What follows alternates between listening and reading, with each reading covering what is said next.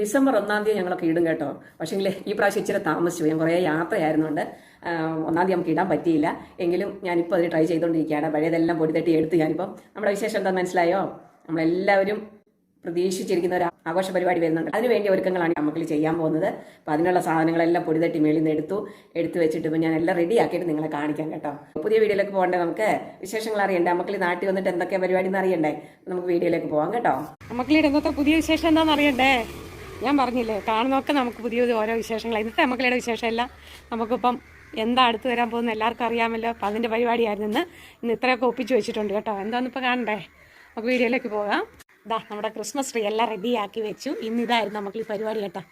സ്റ്റാറും ഇട്ടിട്ടുണ്ട്, നല്ല വാൽനക്ഷത്രം ഇട്ടു, ലൈറ്റ് സെറ്റിങ് ഫുള്ളായി ഇട്ടിട്ടുണ്ട് കേട്ടോ.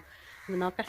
ഇനിയിപ്പം ഇച്ചിരി കൂടെ കഴിഞ്ഞിട്ട് അങ്ങോട്ട് ലൈറ്റ് ഇട്ട് കഴിയുമ്പോൾ നല്ല സൂപ്പറായിരിക്കും. അപ്പോൾ ക്രിസ്മസ് അടുത്ത് വന്നു എന്നുള്ളതിൻ്റെ ഡെക്കറേഷൻ എല്ലാം കഴിഞ്ഞു. ഫുള്ളായിട്ടിട്ടുണ്ട് കേട്ടോ.